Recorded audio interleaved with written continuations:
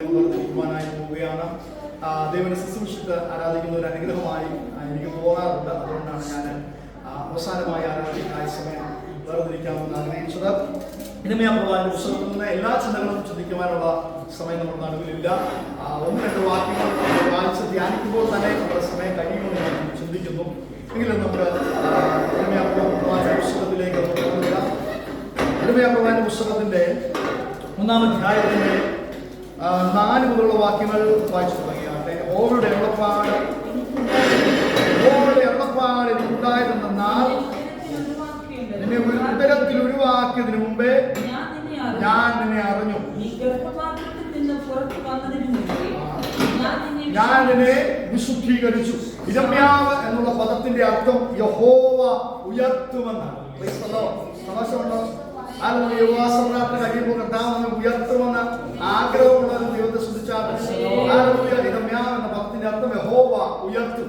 5 ശക്തരായ രാജാക്കന്മാരുടെ നടുവിൽ ദൈവജനത്തെ ശുശ്രൂഷിപ്പാൻ പരിശുദ്ധാത്മാവിൽ പ്രവചന ദൂതുകളെ സംസാരിക്കാൻ ദൈവം ശക്തമായി ഉപയോഗിച്ചൊരു പ്രവാചകനാണ്. യെശയ്യാവിനെ പോലെ തന്നെ ഇരമ്യാ പ്രവാചകനെ പരിശുദ്ധാത്മാവ് ഉപയോഗിച്ചതായി കാണുവാൻ കഴിയുന്നുണ്ട്. ഇരമ്യാ പ്രവാചകൻ നല്ല ഒരു ആത്മീയ പാരമ്പര്യമുള്ള മനുഷ്യനായിരുന്നു. ഹില്ക്കിയാവ് അദ്ദേഹത്തിന്റെ പിതാവാണ്, പുരോഹിതനായിരുന്നു.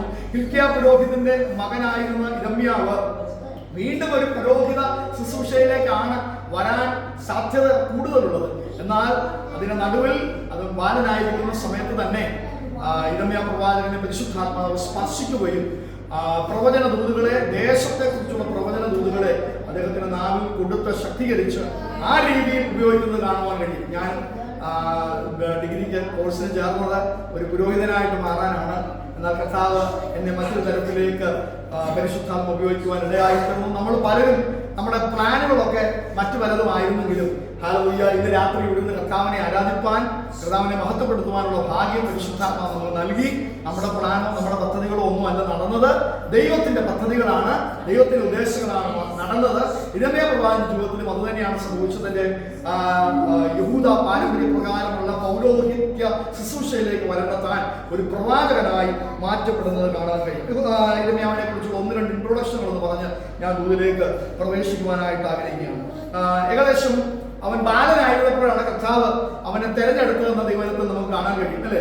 ബാലൻ എന്ന് പറയുമ്പോൾ അദ്ദേഹത്തിന് യഹൂദ പാരമ്പര്യ പ്രകാരം അല്ലെങ്കിൽ യഹൂദ മതാനുസരികൾ പറയുന്ന പ്രകാരം അദ്ദേഹത്തിന് 20 വയസ്സുണ്ടെന്നാണ് പറയുന്നത്. ആ സമയത്ത് ബാലൻ എന്ന് പറഞ്ഞപ്പോഴും കർത്താവിനോട് സംസാരിച്ച സമയത്തും 20 വയസ്സ്. കാരണം അന്ന് ബാലൻ എന്ന് പറയുവാൻ കാരണം യഹൂദ പാരമ്പര്യം അനുസരിച്ച് ഒരാൾ ആത്മീക ശുശ്രൂഷയിലേക്ക് വരാനുള്ള പ്രായമെന്ന് പറയുന്നത് 30 വയസ്സാണ്. കർത്താവ് ശുശ്രൂഷയിലേക്ക്, അല്ലെ, 30-ാമത്തെ വയസ്സിലാണ് കടന്നു വരുന്നത് കാണാൻ കഴിയുന്നുണ്ട്. അപ്പോൾ അതൊരു യഹൂദ പാരമ്പര്യമാണ്. അപ്പൊ ആ പാരമ്പര്യ പ്രകാരമുള്ള അല്ലെങ്കിൽ പ്രവചന ശുശ്രൂഷയിലേക്കോ പൗരോഹിത്യ ശുശ്രൂഷയിലേക്ക് വരാനുള്ള ആ 30 വയസ്സിന് 10 വർഷം മുമ്പ് ദൈവം അവനെ തൊട്ടപ്പോഴാണ് ഇരമ്യാവിന് അതൊരു അത്ഭുതമായി തോന്നി. ഞാൻ സംസാരിക്കാൻ കഴിവുള്ളവനല്ല, ഞാൻ ബാലനാണ്, പഠിച്ചിട്ടില്ല, യഹൂദ പാരമ്പര്യ പ്രകാരം അവരുടെ പുസ്തകങ്ങൾ, പഞ്ചഗ്രന്ഥങ്ങളൊക്കെ പഠിക്കണം, അതൊന്നും താൻ പഠിച്ചിട്ടില്ല എന്നുള്ളൊരു ചിന്തയിലേക്ക് അദ്ദേഹം വരാനായിട്ട് ഇടയായിട്ടുണ്ട്. 20 വയസ്സുള്ള അദ്ദേഹത്തെ തെരഞ്ഞെടുക്കുവാനായിട്ട് ഇടയായിത്തീർന്നു. 2 ദർശനങ്ങൾ നൽകിയാണ് ഇരമ്യാ പ്രവാചകനെ ദൈവം തെരഞ്ഞെടുക്കുന്നത്. പറയാമോ ഏതൊക്കെയാണെന്ന്? 2 ദർശനങ്ങൾ. ഒന്ന് പറഞ്ഞാട്ടെ. ഒരു ബദാവൃക്ഷത്തിന്റെ കൊമ്പ്, 2 തിളയ്ക്കുന്ന ഒരു കലം, 2 കാഴ്ചകൾ ദൈവാത്മാവിന് നൽകി. ഇരമ്യാ പ്രവാചക പുസ്തകം 1-ാം അധ്യായത്തിന്റെ 11-ാമത്തെ വാക്യത്തിലുണ്ട്. 2 കാഴ്ചകൾ ദൈവാത്മാവിന് നൽകുകയാണ്. ഒന്ന്, ബദാവിന്റെ വൃക്ഷത്തിന്റെ ഒരു കൊമ്പ്. ഏറ്റവും വേഗത്തിൽ ഫലം കായ്ക്കുന്ന, പുഷ്പിക്കുന്ന ഒരു വൃക്ഷമാണ് ബദാവൃക്ഷം.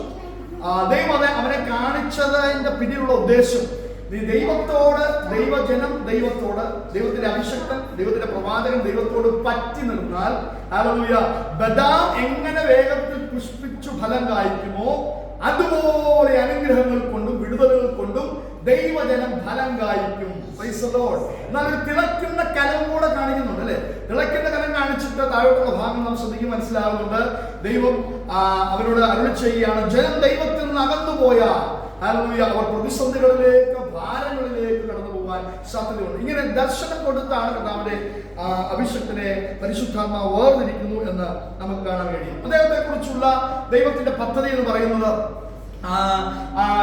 ഇരമ്യാ പ്രവാചകൻ ജീവിച്ചിരുന്ന കാലഘട്ടത്തിൽ മറ്റ് പ്രവാചകന്മാരും ഉണ്ടായിരുന്നു. എന്നാൽ മറ്റു പ്രവാചകന്മാരൊക്കെ പ്രവചിച്ചൊരു കാര്യം, പ്രവാസത്തിലേക്ക് ജനം കടന്നു പോവുകയില്ല എന്ന് പ്രവചിച്ച പ്രവാചകന്മാർ ആ കാലഘട്ടത്തിൽ ഉണ്ടായിരുന്നു. എന്നാൽ പ്രവാസത്തിലേക്ക് കടന്നു പോകുന്ന ജനം അധികം താമസിയാതെ മടങ്ങി വരും എന്ന് പ്രവചിച്ച പ്രവാചകന്മാരും ഉണ്ടായിരുന്നു. പോസിറ്റീവായിട്ടുള്ള ദൂതുകൾ ദൈവജനത്തെ നോക്കി പ്രവചിച്ച പ്രവാചകന്മാർ ഉള്ളിടത്ത് ദൈവം യിരെമ്യാവിന് ആലോചന കൊടുത്തിട്ട് ദൈവജനത്തോട് ഒരു ദൂത് സംസാരിക്കാൻ പറയുകയാണ്.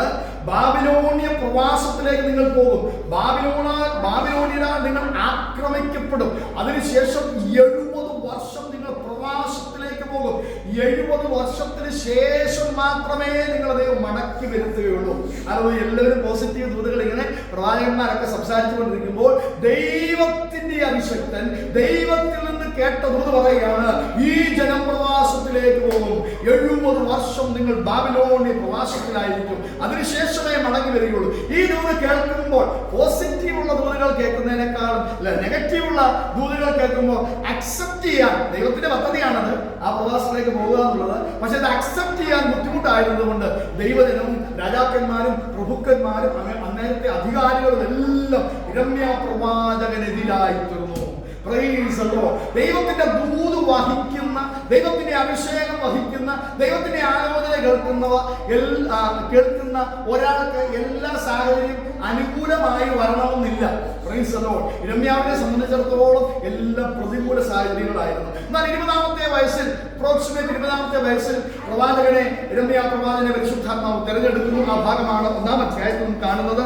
4-ാമത്തെ വാക്യം, യഹോവയുടെ അരുളപ്പാട് എനിക്കുണ്ടായതെന്നാൽ എന്നെ ഉദരത്തിൽ ഉരുവാക്കിയതിനു മുമ്പേ ഞാൻ നിന്നെ അറിഞ്ഞു, ഞാൻ നിന്നെ വിശുദ്ധീകരിച്ചു. ഒരാളെ ദൈവം ശുശ്രൂഷയിലേക്ക് വാർന്നിരിക്കുന്നുണ്ടെങ്കിൽ, അല്ല നമ്മെ ദൈവം തെരഞ്ഞെടുക്കുന്നുണ്ടെങ്കിൽ, ആ തെരഞ്ഞെടുപ്പ് ഏതെങ്കിലും കോളേജിൽ ICPF-ന്റെ മീറ്റിംഗിൽ ഇരുന്നപ്പോൾ എന്നെ പോലെ അല്ലെങ്കിൽ നിങ്ങളെ പോലെ സംഭവിച്ചതല്ല, അല്ലെങ്കിൽ ഏതെങ്കിലും VBS ക്യാമ്പിൽ വെച്ച് കർത്താവിനെ സ്വീകരിക്കാൻ തോന്നിയതല്ല. അന്നായിരുന്നില്ല തെരഞ്ഞെടുപ്പ്. യിരെമ്യാവിനെ തെരഞ്ഞെടുത്തതുപോലെ ഗർഭപാത്രത്തിൽ വച്ച് ദൈവം അവനെ വിശുദ്ധീകരിച്ചു. എനിക്കറിയാം, യിരെമ്യാ പ്രവാചകന്റെ പുസ്തകം ഒരു വലിയൊരു പുസ്തകമാണ്. അതിനകത്ത് എല്ലാം ചിന്തിക്കാനുള്ള സമയം നമ്മളൊന്നുമില്ല. 2-3 വാക്യങ്ങൾ അത് ചേർത്ത് വായിച്ച് ഒന്ന് പ്രാർത്ഥന നാം ആരാധിക്കാൻ പോവുകയാണ്. അപ്പോൾ ശ്രദ്ധിക്കുക, ഉദരത്തിൽ ഉരുവായിരുന്നപ്പോൾ തന്നെ തിരഞ്ഞെടുക്കുന്ന ഒരു ദൈവം, ഗർഭപാത്രത്തിൽ വെച്ച് തന്നെ തെരഞ്ഞെടുപ്പ് നടത്തുന്ന ഒരു ദൈവം. ഒരു തെരഞ്ഞെടുപ്പ് ഉള്ളതുകൊണ്ട് ഇന്ന് രാത്രി ഈ റാസക്കേമയിൽ കർത്താവിനെ ആരാധിക്കാൻ പരിശുദ്ധാത്മാവിൽ നമുക്ക് കഴിയുന്നത്. ഗർഭപാത്രത്തിൽ വെച്ച് വിശുദ്ധീകരിക്കുന്ന തെരഞ്ഞെടുക്കുന്ന ദൈവം, എന്ത് ചെയ്യാ, നിയമിക്കുന്ന ദൈവം, ജാതികൾക്ക് പ്രവാചകനായി നിയമിച്ചു. ഇതായിട്ട് വായിച്ചു ഓടിച്ചു പോയാട്ടെ. എന്നാൽ ഞാൻ അയ്യോ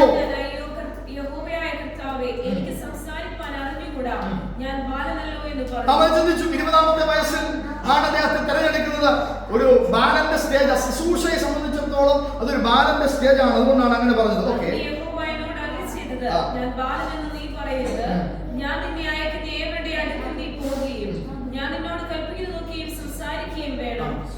നീ അവരെ ഭയപ്പെടരുത്, നിന്നെ വിടുവിക്കേണ്ടതിന് ഞാൻ നിന്നോട് കൂടെ ഉണ്ടെന്ന് യഹോവയുടെ അരുളപ്പാട്. ദൈവം നമ്മളോട് കൂടെ ഉണ്ടെങ്കിൽ, ശ്രദ്ധിച്ചാട്ടെ, ദൈവം നമ്മളോട് കൂടെ ഉണ്ടെങ്കിൽ നമ്മുടെ പ്രായം ഒരു വിഷയമല്ല, നമ്മുടെ സാമ്പത്തിക സ്ഥിതി ഒരു വിഷയമല്ല, നമ്മുടെ ചുറ്റുപാടുകൾ ഒരു വിഷയമല്ല, നമ്മുടെ സാഹചര്യങ്ങൾ ഒരു വിഷയമല്ല. ദൈവം സംസാരിക്കുന്നത്, ഞാൻ നിന്നോട് കൂടെ ഉണ്ട്. എത്ര പേർക്ക് സന്തോഷമുള്ളത് കേൾക്കുമ്പോൾ? യഹോവ നിന്നോട് കൂടെ ഉണ്ട്, ഭയപ്പെടരുത്. ശുശ്രൂഷയിലേക്ക് കാലെടുത്തു വയ്ക്കുന്ന സകല അഭിഷക്തന്മാരോടും പഴയ നിയമം മുതൽ നമ്മൾ ശ്രദ്ധിച്ചാൽ മനസ്സിലാക്കുന്ന ഒരു കാര്യം, ദൈവം സംസാരിക്കുന്ന ആദ്യത്തെ ദൂത്, യോശുവയോട് ഉൾപ്പെടെ സംസാരിച്ച ആദ്യത്തെ ദൂത്, ഭയപ്പെടരുത്, ഞാൻ നിന്നോട് കൂടെ ഉണ്ട്.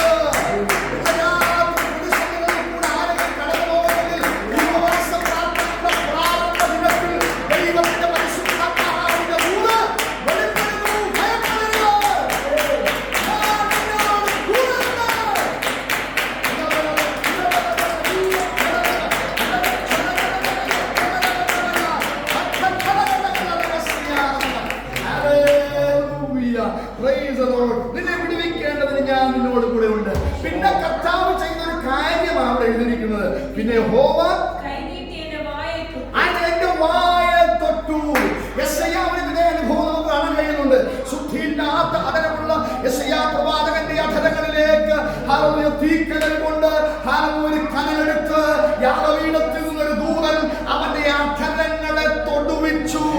ഹല്ലേലൂയ. നിങ്ങൾ ശ്രദ്ധിച്ചാട്ടെ, പഴയ നിയമത്തിലായാലും പുതിയ നിയമത്തിലായാലും ഹല്ലേലൂയ ശുശ്രൂഷയിലേക്ക് വരുന്ന ഒരു അഭിഷക്തന്റെ അധരങ്ങളെ പരിശുദ്ധാത്മാവ് വ്യത്യാസപ്പെടുത്തിയിരിക്കും. ഹല്ലേലൂയ. 120 പ്രവാചകർ, 120 ശിഷ്യന്മാർ മാളിക മുറിയിൽ കർത്താവിനെ ആരാധിച്ചപ്പോൾ അവരുടെ അധരങ്ങൾ ചേഞ്ചായി. നമ്മെപ്പോഴും ചിന്തിക്കാറുണ്ട്, അഗ്നിജ്വാല പോലെ പുലർന്നിരിക്കുന്ന നാവുകൾ പ്രത്യക്ഷമായി അവരുടെ മേൽ പതിഞ്ഞു. അവരുടെ അധരങ്ങൾക്ക് വ്യത്യാസം വന്നു. അന്യഭാഷകൾ അവർ സംസാരിച്ചു. യെശയ്യാവിന്റെ അധരം അതുപോലെ ചേഞ്ചായി. യഹോവ കൈനീട്ടി അവനെ തൊട്ടു. ഭാഗ്യമായ ഒരു കാര്യമാണ്. ഹല്ലേലൂയ. യഹോവ തന്റെ കൈ നീട്ടി അവനെ തൊട്ടു. എന്നിട്ട് നിന്റെ എന്റെ വചനങ്ങളെ നിന്റെ വായിൽ തന്നിരിക്കുന്നു. ഓരോ സുഹൃത്തുക്കൾ പറയുന്നൊരു പദമുണ്ട്. ഞങ്ങൾ പ്രസംഗിക്കാൻ ഈ എല്ലാ പഠനങ്ങളും കഴിഞ്ഞ വിവേകമുള്ള ഒരു മനുഷ്യനാണ് അപ്പോസ്തലനായ പൗലോസ്. പഠിക്കാത്ത ഒന്നുമില്ല. ഗമാലിയേലിന്റെ പദമെടുത്തിരുന്ന് പഠിച്ച മനുഷ്യൻ, എല്ലാ ഗ്രന്ഥങ്ങളെ കുറിച്ച് ശക്തമായ അറിവുള്ള മനുഷ്യൻ ജനത്തിന്റെ മുമ്പിൽ അറിവ് നിൽക്കുമ്പോൾ അദ്ദേഹം പറയാണ്, ഞാൻ സംസാരിക്കുമ്പോൾ ദൈവത്തിന്റെ അരുളപ്പാട് ദൈവം എനിക്ക് തരേണ്ടതിന് നിങ്ങൾ എനിക്ക് വേണ്ടി പ്രാർത്ഥിക്കണം. എന്തെങ്കിലും പറഞ്ഞു പോയിട്ട് അറിവിൽ നിന്ന് എന്തെങ്കിലും സംസാരിച്ച് നിർത്താനല്ല അപ്പോസ്തലനായ പൗലോസ് ആഗ്രഹിച്ചത്. ഞാൻ സംസാരിച്ചു തുടങ്ങുമ്പോൾ പരിശുദ്ധാത്മാവിന്റെ അധരങ്ങളിൽ വെളിപ്പാടുകൾ, ആലോചനകൾ തരണം. അതാണ് ദൈവജനത്തിൽ വിടുതലായി മാറുന്നത്. ഇന്ന് രാത്രി ഏറ്റെടുക്കാമോ? ഇന്ന് രാത്രി വെളിപ്പെടുന്ന ദൈവത്തിന്റെ വചനം നമുക്ക് വിടുതലായി മാറണം. അതൊരു അരുളപ്പാടായി ഇറങ്ങി വരണം. യഹോവ നാവിനെ തൊടാനിടയായി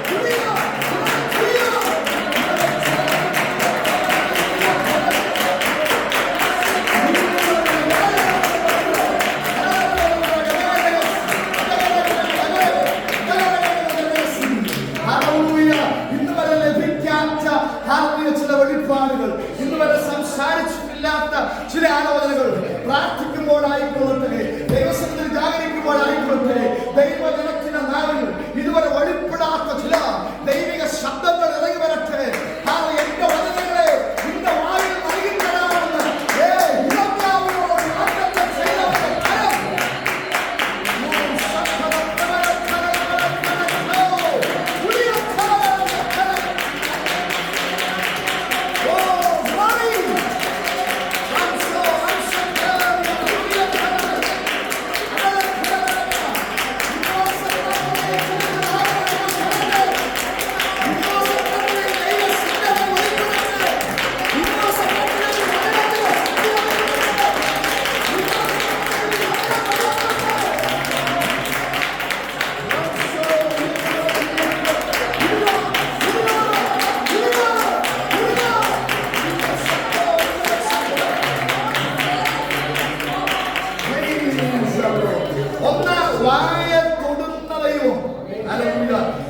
കേട്ടിട്ട് അങ്ങ് പോകാതെ അതൊന്ന് റിസീവ് ചെയ്യണം.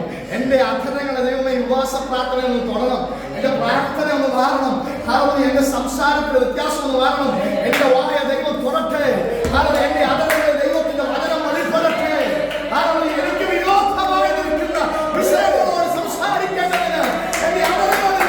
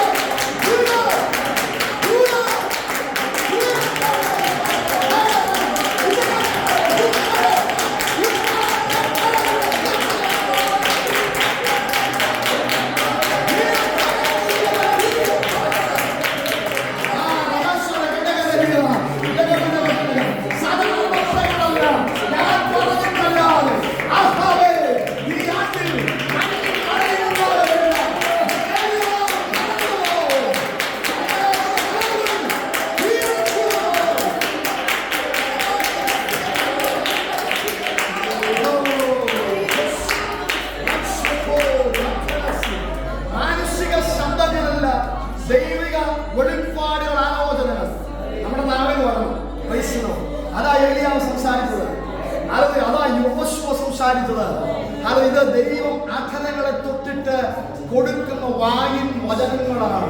അതുകൊണ്ട് യിരെമ്യാവിനോട് ദൈവം പറയുക, നിന്റെ ശബ്ദം മാറും, നിന്റെ അധരത്തെ ഞാൻ തൊട്ടു, നിന്റെ ശബ്ദം മാറും, നീ സംസാരിക്കേണ്ട ദൂതിനെ. ഹല്ലേലൂയ. ആത്മാവിൽ പ്രാർത്ഥിക്കുന്നതിനെ കുറിച്ചും ആത്മാവിൽ സംസാരിക്കുന്നതിനെ കുറിച്ചും ഏതോ ഒരാഴ്ച നാം ചിന്തിച്ചതാണ്. നീ ചിന്തിക്കുന്നതിനേക്കാൾ, നീ തീരുമാനിക്കുന്നതിനേക്കാൾ അപ്പുറമായ ചില ആലോചനകൾ നിന്റെ അധരത്തിൽ തന്ന് നിന്റെ വായു വചനങ്ങളെ ഞാൻ മാറ്റി നിന്നെ പ്രയോജനപ്പെടുത്തുന്ന ദൈവം. എന്തിനായി ദൈവം വായു വചനങ്ങളെ നൽകുന്നത്? എന്തിനാ?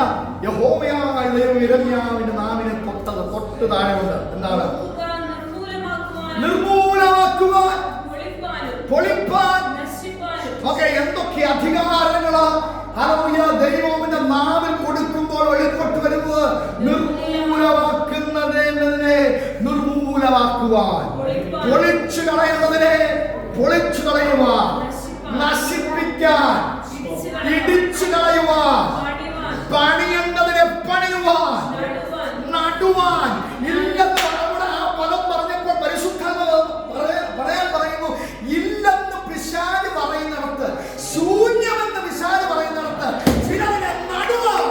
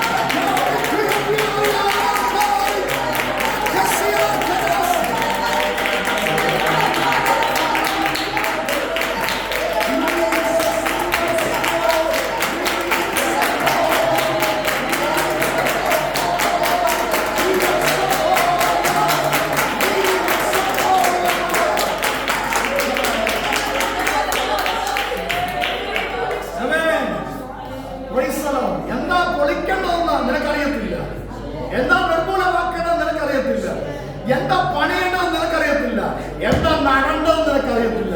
പക്ഷേ ദൈവം നിന്റെ മേൽ അധികാരം തരും, നിന്റെ മേൽ വായിൽ വചനങ്ങളെ തരും. ആ വചനമാണ് നിർമൂലമാക്കുന്നത്, ആ വചനമാണ് പണിയുന്നത്,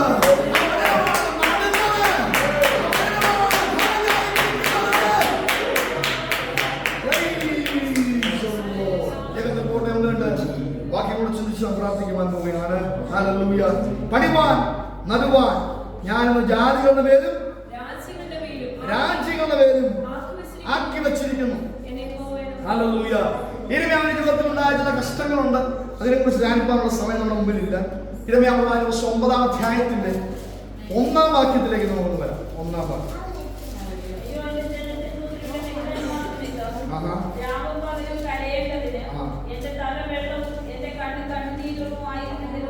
ഈ മനുഷ്യനെ ശുശ്രൂഷയിൽ ഉപയോഗിച്ചപ്പോൾ കരയുന്ന പ്രവാചകനായി മാറി.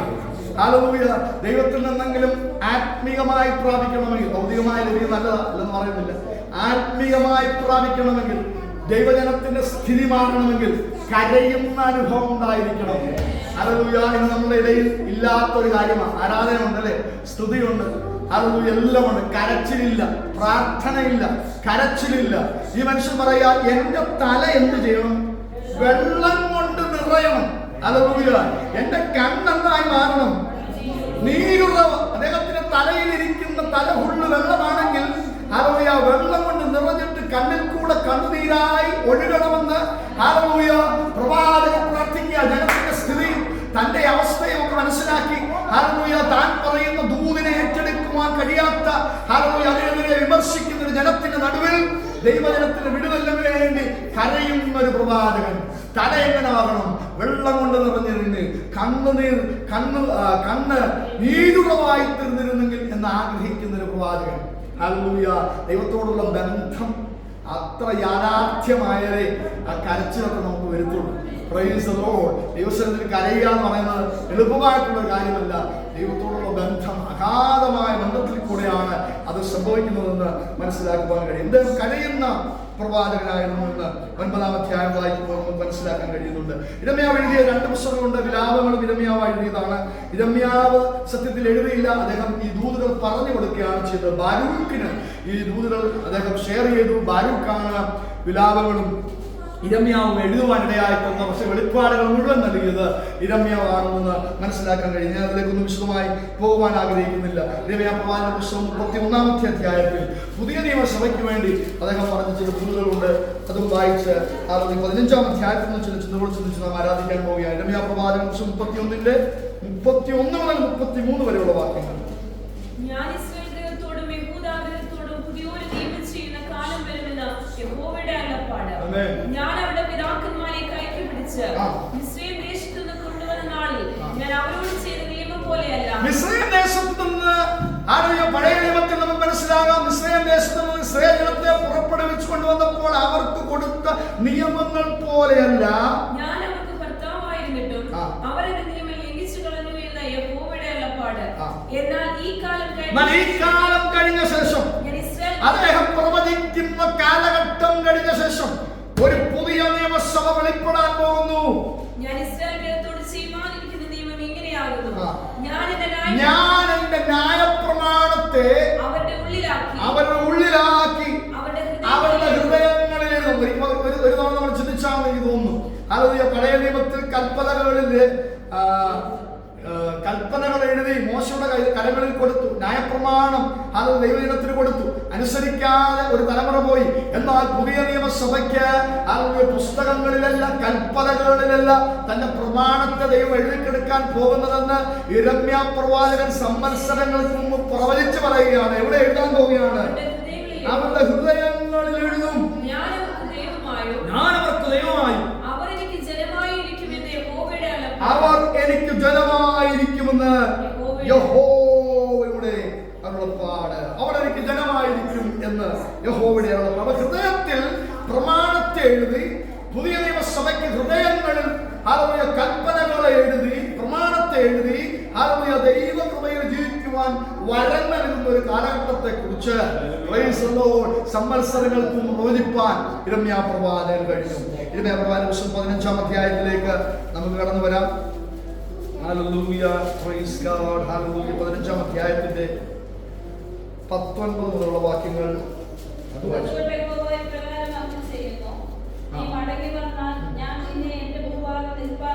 ജനത്തിന്റെ അവസ്ഥയും തന്റെ സ്ഥിതിയും ഒക്കെ ദൈവത്തോട് സംസാരിച്ച് നിലവിളിക്കുന്ന പ്രവാചകനെ നമുക്ക് കാണാൻ കഴിയും. 18-ാമത്തെ വാക്യത്തിൽ എന്റെ വേദന നിരന്തരവും എന്റെ മുറിവ് പൊറുക്കാതെ വിഷവുമായിരിക്കുന്നതുകൊണ്ട് നീ എനിക്ക് ചതിക്കുന്നതോടും വറ്റിപ്പോകുന്ന വെള്ളവും പോലെ ആയിരിക്കുമോ? അവിടെ വരെ ഇരമ്യാവ് ചോദിക്കുന്ന ദൈവത്തോട് ചോദിക്കുന്ന ചോദ്യങ്ങളാണ്. എന്നാൽ ആൻസർ ദൈവം പറയുന്നു, അതുകൊണ്ട് യഹോവ ഇപ്രകാരം അരുളി ചെയ്യുന്നു, നീ മടങ്ങി വന്നാൽ വീണ്ടും കൈക്കൊള്ളും. ഇന്ന് രാത്രി ഉപവാസ പ്രാർത്ഥനയിൽ പ്രാരംഭ ദിനത്തിൽ പരിശുദ്ധാത്മാവ് നമ്മളോട് പറയുന്ന ദൂതിതാണ്, നീ മടങ്ങി വന്നാൽ. മടങ്ങി കേൾക്കുമ്പോൾ അത്ര സന്തോഷം തോന്നത്തില്ല.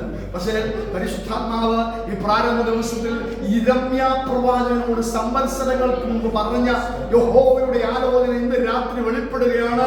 നീ മടങ്ങി വന്നാൽ എന്റെ മുമ്പാകെ നിൽപ്പാൻ തക്കവണ്ണം വീണ്ടും കൈക്കൊള്ളും. വീണ്ടും കൈക്കൊള്ളും എന്ന് എഴുതിയിരിക്കുന്നതിന്റെ അർത്ഥം എപ്പോഴോ ഒരിക്കൽ കൈക്കൊണ്ടതാ, അല്ലെ?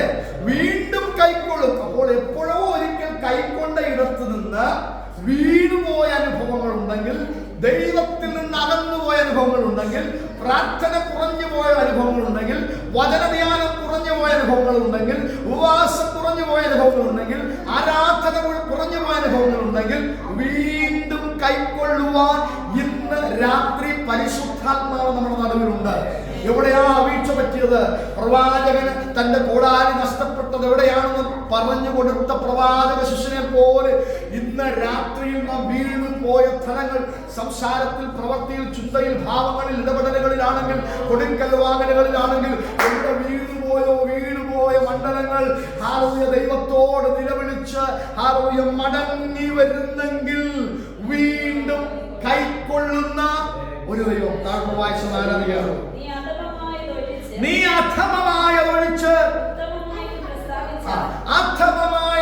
അപ്പം ഇരമ്യാവ് എപ്പോഴോ അധമമായത് സംസാരിച്ചത് കൊണ്ടല്ലേ ദൈവം അവരോട് പറയുന്നത് നീ അധമമായതൊഴിച്ച് ഉത്തമമായത് പ്രസ്താവിച്ചാൽ നീ എന്റെ വായ് പോലെ ആകും.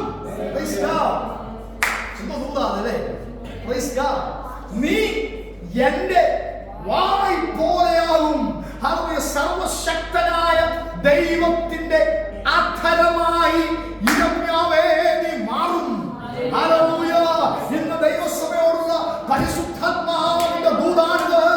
നിന്റെ നാവ് ദൈവത്തിന്റെ നാവായി മാറുവാൻ, നിന്റെ ശബ്ദം ദൈവത്തിന്റെ ശബ്ദമായി മാറുവാൻ വീണ്ടും ദൈവം നിന്നെ കൈക്കൊള്ളേണ്ടതിനായി ഇന്ന് രാത്രി മടങ്ങി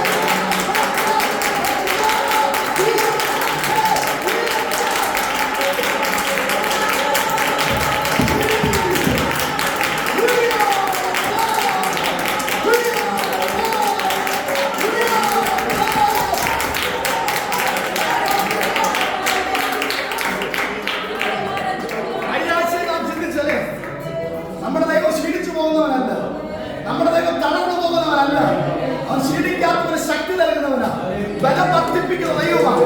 അങ്ങനെയെങ്കിൽ ഇന്ന് രാത്രി വിശ്വസിച്ചാട്ടെ, അവന്റെ അടലകൾ പോലെ നിന്നെ നിന്റെ വായാക്കുമെന്ന് അരുളി ചെയ്തവന്റെ കരം ഇരമ്യാവിനോട് സംസാരിച്ച അതേ ദൈവം ഇന്ന് രാത്രി ജീവിക്കുന്നെങ്കിൽ പരിശുദ്ധാത്മാവ് പ്രഖ്യാപിക്കുന്നു. നിന്റെ അടലകളെ മാറ്റുവാൻ യഹോവയുടെ വായാൽ, യഹോവയുടെ ശബ്ദമായി,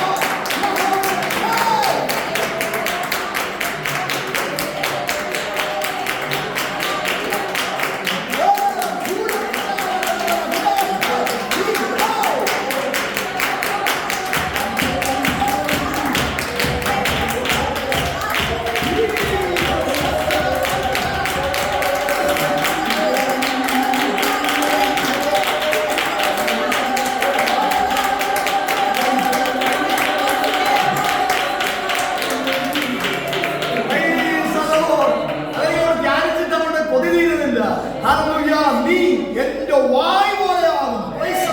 ദൈവസഭ ഈ പട്ടണത്തിൽ ദൈവത്തിന്റെ വായ് മാറട്ടെ.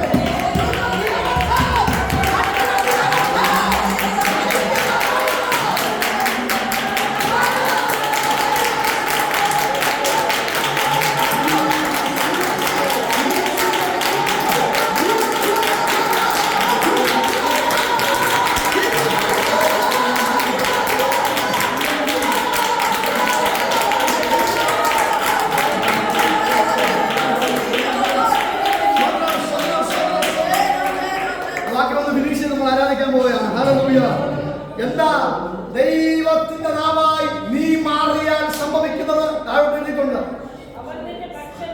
നിനക്കെതിരെ ആരെങ്കിലും ഇന്ന് രാത്രി ചലിക്കുന്നുണ്ടെങ്കിൽ, നിന്റെ ഓഫീസിൽ ചലിക്കുന്നുണ്ടെങ്കിൽ, നിന്റെ പട്ടണത്തിൽ ചലിക്കുന്നുണ്ടെങ്കിൽ, നിന്റെ കുടുംബത്തിനകത്ത് ചലിക്കുന്നുണ്ടെങ്കിൽ, ചാർച്ചക്കാരുടെ ചലിക്കുന്നുണ്ടെങ്കിൽ, സമൂഹത്തിൽ ചലിക്കുന്നുണ്ടെങ്കിൽ, നീ അവരുടെ പക്ഷമല്ല, അവർ നിന്റെ പക്ഷം തിരിയും.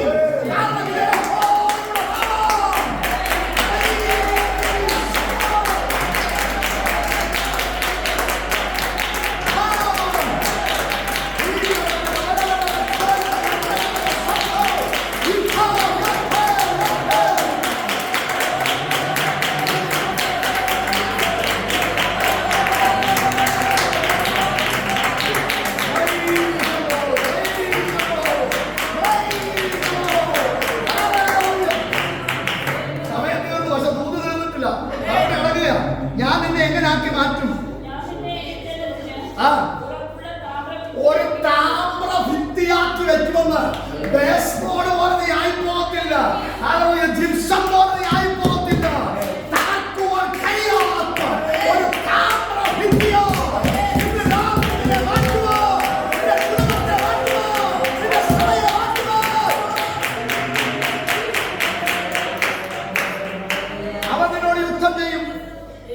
ജയിക്കയില്ല. നിന്നെ രക്ഷിപ്പാനും നിന്നെ രക്ഷിപ്പാൻ വിടുവിപ്പാൻ നീ പറഞ്ഞ ദൂത് പ്രവാസത്തിൽ നിന്ന് പ്രവാസത്തിലേക്ക് 70 വർഷത്തേക്ക് ജനം മാറുമെന്ന് നീ പറഞ്ഞ ദൂതിന് വിരോധമായി ആര് ചലിച്ചാലും ദൈവത്തിന്റെ പദ്ധതിയാണെങ്കിൽ നിന്നെ രക്ഷിപ്പാൻ നിന്നെ വിടുവിപ്പാൻ ഞാൻ നിന്നോട് കൂടെ ഉണ്ട്. ആ നമ്മൾ വായിച്ച് ആരാധിക്കാൻ പോകും. ഞാൻ നിന്നെ ദുഷ്ടന്മാരുടെ